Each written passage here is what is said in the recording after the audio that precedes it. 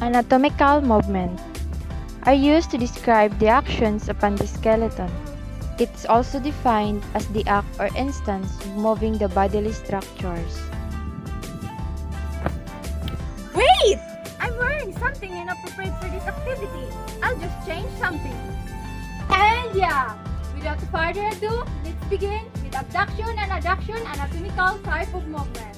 This is how to perform abduction and adduction. Abduction, adduction. Abduction, adduction.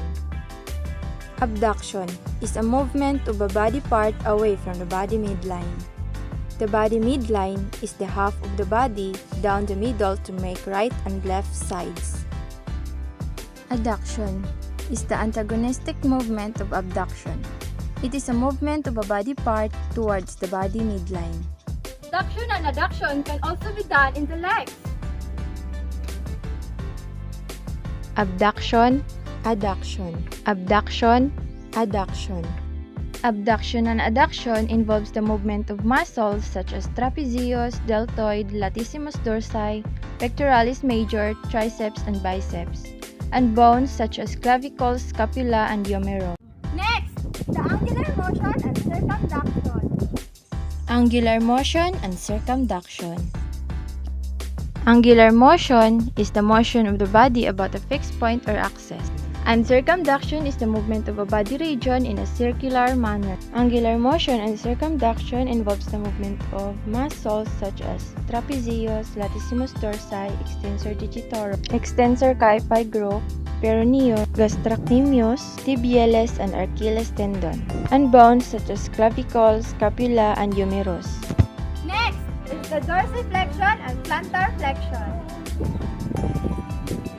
Dorsiflexion.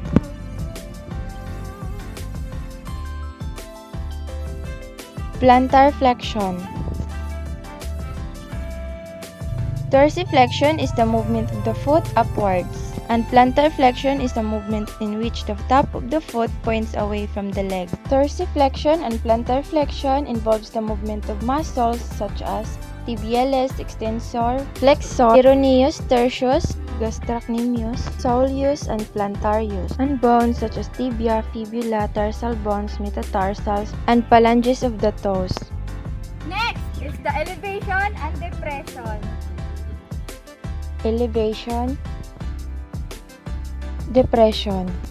Elevation refers to a movement in a superior direction. Depression is the antagonistic movement of elevation. It refers to a movement in the inferior direction.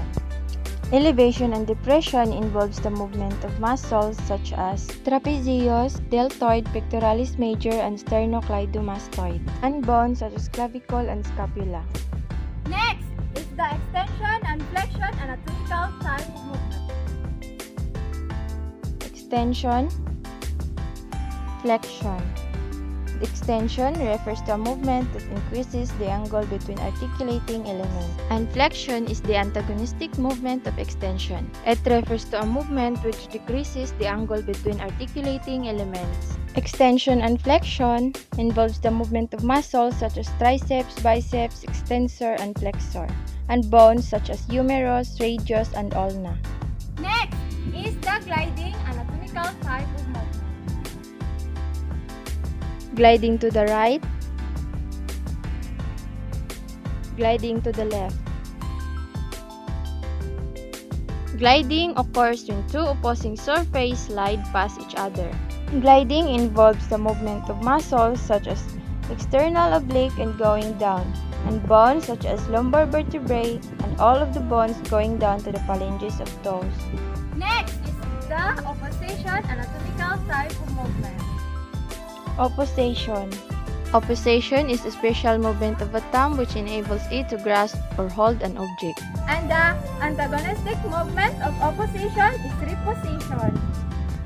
Opposition, reposition. Opposition involves the movement of muscles such as extensor and flexor, and bones such as carpal, metacarpals, and the phalanges of fingers. Next is the pronation and supination anatomical type of movement. Pronation, supination. Pronation is the rotation moves of the wrist and hand from palm facing down. Supination is the antagonistic movement of pronation. It is the rotation moves a wrist and hand from palm facing front. Pronation and supination involves the movement of muscles such as extensor and flexor, and bones such as carpals, radius, ulna, and humerus. Next is the protraction and retraction anatomical type of movement. Protraction, retraction. Protraction is the jutting of the face forward to gain distance, and retraction is the pulling of the jaw back towards the spine. Protraction and retraction involves the movement of muscles such as sternocleidomastoid, trapezius, masseter, zygomaticus, and orbicularis oris, and bones such as cervical vertebrae, maxilla, mandible, and zygomatic. And the last but not the least anatomical type of movement is rotation. Rotation involves of turning the body or limb around the longitudinal axis. Rotation involves the movement of muscles such as external oblique, rectus abdominis, sartorius, iliopsoas, gluteus maximus, and gluteus medius, and bones such as pelvic girdle, sacrum, and lumbar vertebrae. And that's the end of the video. Thank you for watching. I hope you learned something. God bless.